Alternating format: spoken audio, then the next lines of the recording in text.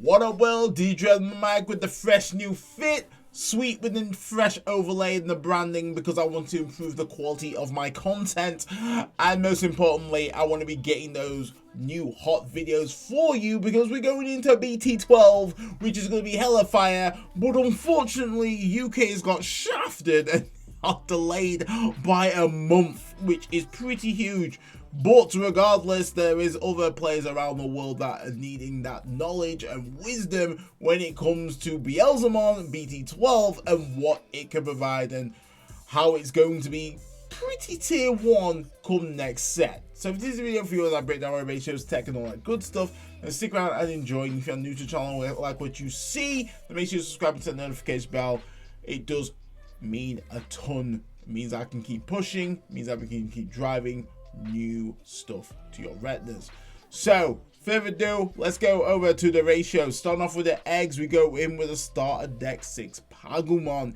Yes, we are not running the starter deck 14 Yarmon, because I still appreciate the on deletion trash top 2 cards of my deck. The reason why is that the new support that we do have already does a lot of trashing and attacking, and I don't want to lose to myself milling myself and getting the deck out. So this is why I do like that nice little bit of control. It means that I can somewhat high roll if I do get deleted and somewhat punish the opponent. It comes quite massively when using starter deck Beelzemon, because effectively, depending on what you've got in stack and if you've still got the deletion effect to summon out a Beelzemon from trash, you can trigger the Beelzemon starter deck from trash and then trigger this effect, which means that you'll be able to trigger them starter deck Beelzemon's effect to gain memory. So there's really cool interactions like that, and I feel like with new support you're already milling enough. So this is why I still feel like at the moment this is definitely best in slot for that nice little bit of control of your mills. So that concludes with the rookies. We just run 4, plain and simple. Going on to the rookies right here is going to be 14. We have increased the load, and it is going to be Impmon filled. So starting off with probably one of the main important Impmons that you do want to have in stack is going to be your starter deck 14 Impmon. This is just really good in order for you to kind of clear those floodgates. A lot of decks will think that they can stop memory game from happening. Not when this boy is out on shift, because with something's trash on my deck, I'm able to delete a level 3 or lower digimon. Absolutely strong right here. And also, it's just warp ability when attacking. If I have 20 more cards in trash, able to go into a Beelzemon from my trash for the cost of 3, which is actually massive, depending on obviously your board state. If you have Iron Mako out, you reduce it a little bit further, you control those mills, you create absolute havoc for the opposition, meaning that they have to somewhat respond to your board. So you do want to be running 4, definitely no less of that. So going into then the EX2 Impmon, this is just a facilitator in order for you to get more in your trash, because when milled you're able to trash up to 3 cards from the top of your deck, which is highly important. Though one thing to note is that, say if you Evo this on top of your Pagumon, obviously you push out, you swing, it dies, and on the mill of the Pagumon's effect, you manage to mill into this card. Effectively, you can't trigger that mill effect, because effectively it is the EX2 Impmon's effect, because it is that card. Essentially, the inevitable is just an added effect, if that makes sense. I think I've explained that really poorly, but drop your comment in the box if you want that explained further. But it is quite an important ruling right there. So on play there as well, if you do want to on play it, it does enable you to reveal top 4, and you're able to add a card with Beelzemon in its name, and also an Iron Mako Tamer card there too, which is actually pretty huge. If you don't have either of those cards in hand, this can really help out just in order for you to get those key cards in, meaning that you have a lot of plays available to you come your turn. But ideally you do want to be getting this in your top of your deck to obviously trigger those mills, extend those combos, which is massive. But don't sleep on this boy in terms of, like, if you manage to whiff on the Beelzemon and Iron Mako, because you're able to then stack your deck, which is something that people kind of forget about is that you are able to stack. So that's how, when people are like, oh man, you've got 2 freaking Wizardmons, what the hell? Is that, yeah, because I've stacked it. Because I've stacked those Wizardmons and I've managed to do a full cycle on my deck. That's how it happens. So really powerful card. And then Inheritables, actually pretty solid there too. When the Digimon's got Beelzemon in its name, game 3000 DP, that comes up quite a bit. Means that you can swing over big boss monsters, boss Digimon on the opponent's side. Helpful. It means that you don't get clipped by the opponent's security. So we do run that at 4. Then we do run the new support, which is going to be Inmon X Antibody. This is a very powerful card right here. Because we do run a bit more of a hefty option package, it actually facilitates what this card is trying to do. Because on play and also when digivolving, by trashing 1 option card from your hand, you may return 1 Digimon with Evil, Wizard, or Demon Lord in its traits from your trash to your hand. This is what the deck needed, because sometimes recurring cards can be a little bit challenging, especially for your combo pieces, which is good. So you obviously can pick your champion, you can pick your ultimate, you can pick your freaking mega. It's really good. And also you can navigate cards into your trash, which obviously for us is going to be your 7th full cluster, which is going to be nice. Inevitable wise, also solid. When attacking once per turn, trash 2 top cards of your deck. So depending on how your stack is going, you're going to be trashing a lot of cards just by swinging. Pretty huge right there. Do run that 4. Lastly, we do run still the BT2 Impmon. I feel like this really does have a place in order for you to kind of swing in early game, or even if you need to somewhat place out a card based off of the EX2 Beelzemon. Really helpful for you to kind of get that early game chip in. Also as well, you're facilitating those mills where necessary. So we still do run that at 2. We don't run any floodgates because, like I say, it's once this deck starts going, you just literally want to be seeing your pieces. I did in my previous locals run Psychmon, and it got to a point I did never use Psychmon. Even though I was missing cross art and so forth, there was just never really a good opportunity for me to play that Psychmon over another card that can facilitate my game plan. So 14 rookies are standard, all Impmon. Personally, I think that's what you need. So going over to the champions, we do run 8. Pretty self-explanatory on this one, so we do keep it to the wizard line. So Wizardmon, this is just really great card. If milled, gain the memory, really good for those nice little combo plays or burst turns. And also his when attacking is actually pretty helpful when you are using EX2 Beelzemon, because it has a when attacking trash too, where this obviously you can stack 1 and really just kind of control that RNG, can execute some awesome plays if you have it.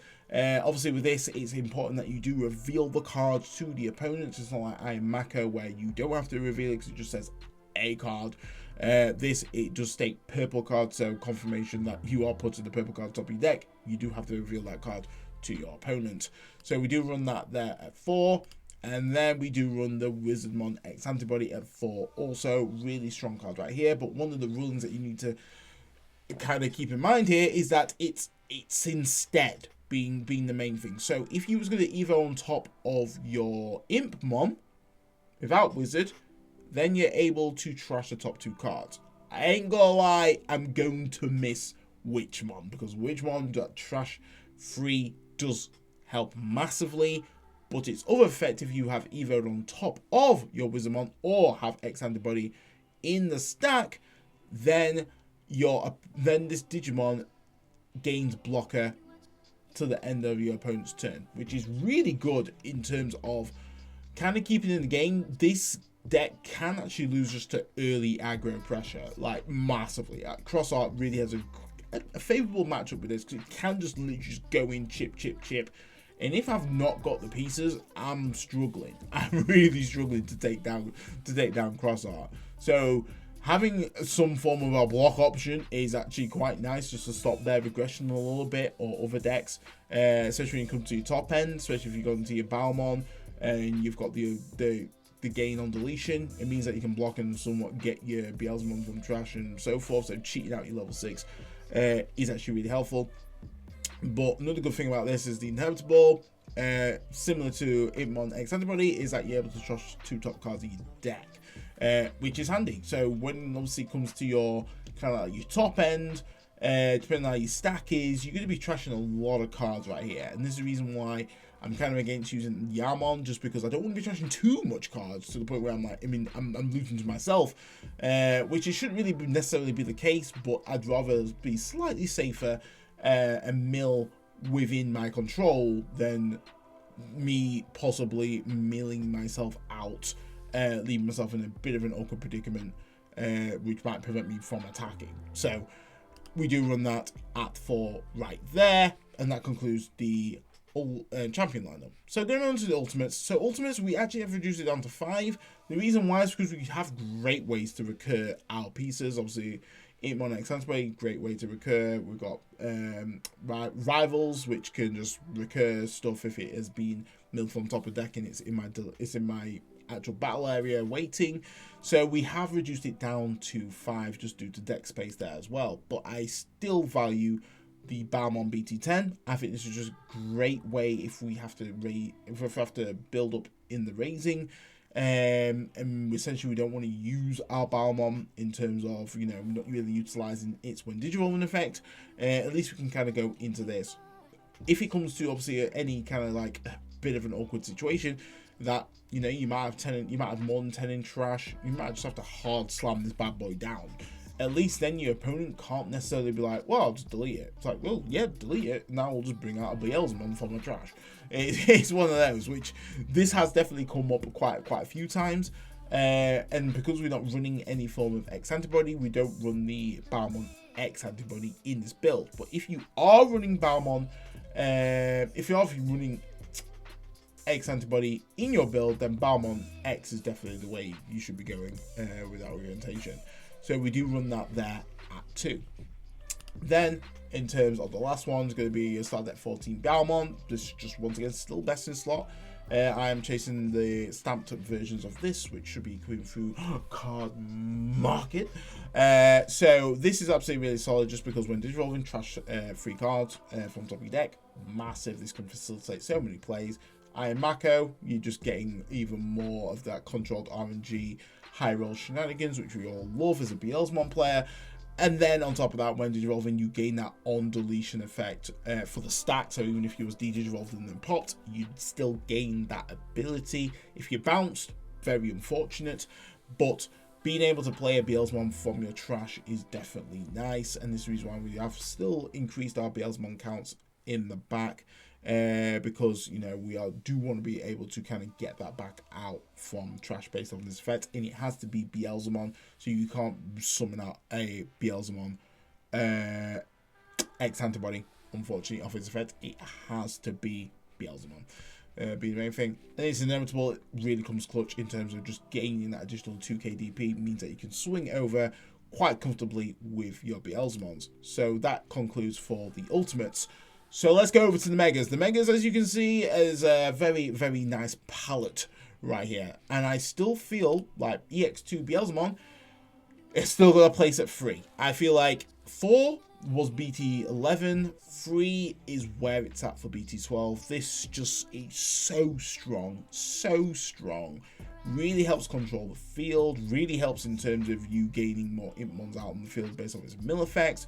The fact that you can trigger its actual deletion effect twice when digivolving and when attacking is pretty huge depending on what you're versing. Bloom Lord, you can effectively clear out their board quite efficiently if you do have starter deck Impmon as well as this, and you do have the right amount of cards in trash, because for every 10 cards you're able to delete a Digimon depending on the level. So base would be your level 3, get 10 in trash level 4, 20 in trash level 5, 13 trash level 6 for just attacking.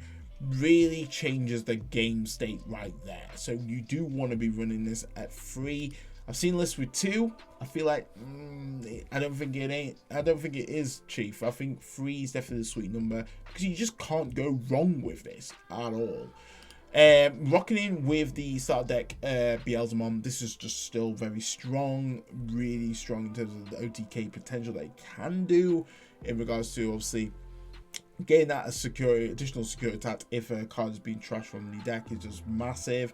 On top of that, you know, it trashes 4 on Digivolve, which is pretty huge in terms of what combos you're going to do. If you have Iron Mako out, load up a freaking card, which is going to either grant you memory, summon you out an Impmon, or delete a Digimon on the opposite opponent's side, which is just really, really strong, or even mill more Digimon if you're rocking with an EX2 Impmon. And then all turns, depending on how many cards you have in trash, you're able to gain a memory. So if you have 20 in trash, gain 2 memory. 30 in trash, gain 3 memory. And it's crazy how much memory gain you get in this deck. It is unreal. So really strong card right there. Do want to be running that at 2. And then the boy who comes in like like Gunslinger Dante. This menace, absolutely menace, because I mean the art looks sick, and boy's gonna be chasing.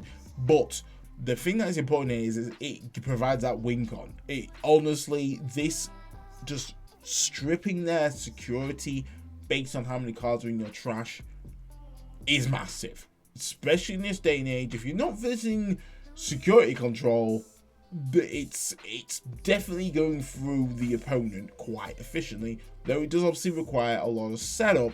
But regardless, depending on what we've got in trash, it's pretty massive of what kind of potential can kind of go on here.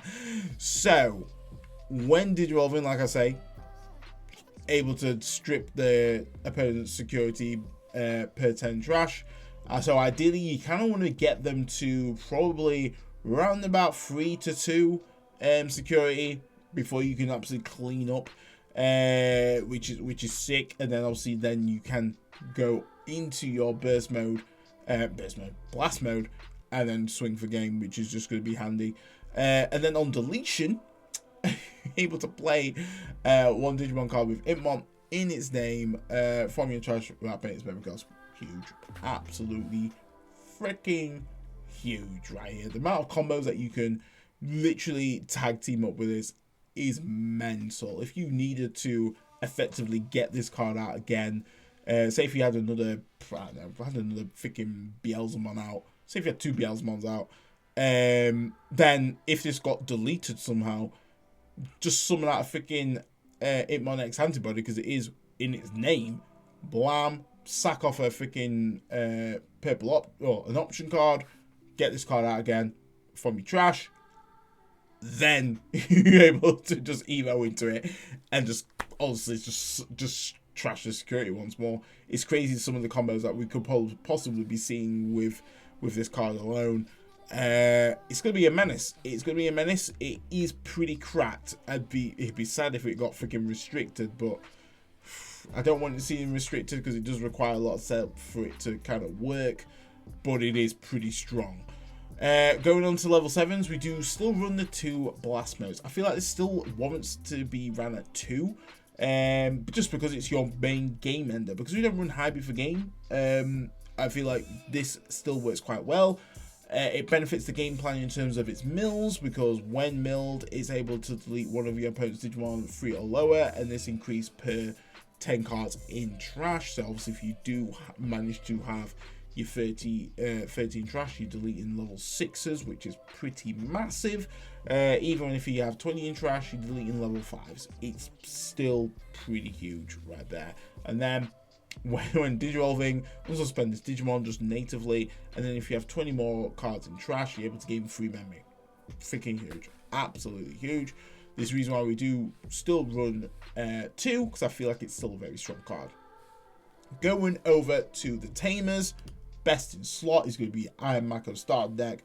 Honestly, never a sad day seeing this in your hand. If you got this starting off your hand, just keep it. Just keep it. This in a rookie, you're cooking. You're absolutely cooking. Just because what it does, reveal top 4, you can pretty much search out majority of your deck, if not all of it, which is pretty sick right there. And obviously put the rest of the bottom of your deck. And then it's almost acts like a freaking cool boy. So if you Digivolve on top of a purple Digimon, which is pretty standard, I'm just playing the game at this point, you're able to then place a card on top of your deck. You don't have to reveal the card to your opponent, so it could be any card that you want, and you gain a memory. So many combos that you can do with this. So many kind of RNG mills that you can kind of plan in order for you to really just control the field. Is crazy. Such a powerful card. Definitely want to be running this at 3. It was quite sad for me to put this to 3. Honestly, if I can make room, I'll probably put it back up to 4 because it is just a really good card. Then for options, we do run the 2 misspelling boosts. I feel like there's never a sad day with this card. It's doing everything that the deck wants. You gain, you bank 2 memory, you trash 2, and you gain a draw. Like, I don't know where you go wrong with this. You could obviously slot this in for Darkness Wave if you want. Though, because the deck does a lot of milling, you don't want to do any further milling, especially if it's proc out and security. That'd be sadness, and you only had like pretty much like 3 cards left in deck. Boom, you pretty much screwed yourself there. So I feel like this is the safer option, being the key thing here. And I think that's one thing that you got to consider, is just somewhat playing a little bit safe, because if you're not versing somewhat like an aggro based deck and you're versing a deck that specializes in mid to long range, you can struggle a little bit. So yeah, I feel like this just works a little bit better than more than Darkness Wave. Then we do run 2 7th full cluster. So I bumped up to 2, 1 to keep my security a little bit spicy. You know, I just make sure that, you know, freaking Melga X, who's having sort of a resurgence in the in some of the regionals, don't be clapping my cheeks so swiftly. But regardless of that particular matchup, it's just great in order for us to kind of control the board when we do go into Beelzemon. And my thinking with this is that if I have, well, not Beelzemon X, if I have 2 of these in my trash, I can affect both of them at the same time, which could effectively completely board wipe the opponent's field, because works from trash, amazing, and this works well with the Beelzemon X antibody. So when one of your Digimon digivolves into a Beelzemon X antibody, by returning this card to the bottom of your deck, delete one of your opponent's Digimon with the lowest level. This prevents you, or doesn't, I wouldn't say prevents you, but it stops deck out, which this deck can suffer a fair bit if you do not plan effectively. So this really does help right there, and the fact that once again it can control the board, and it can effectively trigger simultaneously if you have more than 1 in your trash, because as long as I've just evoed into Beelzemon X antibody, I can just return both of them, popping 2 of my opponent's Digimon. Pretty massive right there. And then its main is delete one of your opponent's Digimon with the lowest level, and that's also the security effect. So even if it's mass security, it's still putting in work. It just means that Beelzemon security is just so spicy. It's going to be dangerous kind of entering the security, and it makes you feel a bit at ease. Like, you know, if they're going to rush me down, they better be prepared to feel the double barrels. That's all I'm saying. So we do run that at 2. I've seen deck lists run it at 1. You can run it at 1. That's absolutely fine. But I feel like 2 is kind of nice if you are banking on using your Beelzemon X antibody. Then when it comes to the staples here, 4 Death Slingers. This is just so nutty. Just getting 20 cards in trash. A 4-cost level 6 removal card is freaking huge. Like, sometimes your opponent just can't come back from that if it's a very single tower focused deck. Because 4 most likely going to pass into 3 if you're on 0, 4 being the largest. It's just crazy. And then if it's milled, gain a memory. This is just my freaking Hammer Spark, which is just nice on the mill. So really, really strong card. You do want to be running that at 4, no less. And then the Rivals Barrage, baby. Boy, this card is so good. Especially when you just mill it. It just means that you can just sit in your battle area and then pop its delay. You can just gain a purple Tamer or a purple Digimon. So strong. Means you can get your combo pieces, adds that nice bit of consistency, can get your tamers if you need to.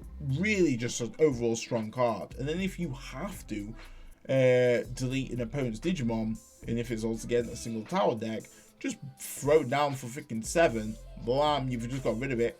And then if it's tricked off in security, blam, its main effect also goes off, which can just delete one of your opponent's Digimon with the highest level. It's absolutely win. It's just win all over. All those W's. Beelzemon don't take no L's. Well, I mean, Lomas would probably say a slightly different thing because I took a swift 2-0 on my freaking last locals. But regardless, it was all fun and games. But guys, that is your boy done. Short and sweet. This is a take 2 because the other one did not. It recorded, just didn't record well. But let me know what you think to the deck, the ratios, all that good stuff. Also, let me know in terms of the UI. Was it good? Was it nice? Like I say, I want to be improving content for you guys, and I feel like it was definitely due a nice little bit of rebrand. I've taken everyone's feedback in Discord. I know Potential was like, boy, get rid of that red block. It's doing jack. Boop. So I was like, don't worry, bruh. Got you covered. Got you covered. So I do like this UI. I like this little HUD that I've got going on. I'm really utilizing some of the graphics that are on the cards and just kind of making this just fun and engaging as to the best of my ability. But let me know in the comments. But guys, stay safe, stay fly, and I'll catch you next one. DigiDread off the mic.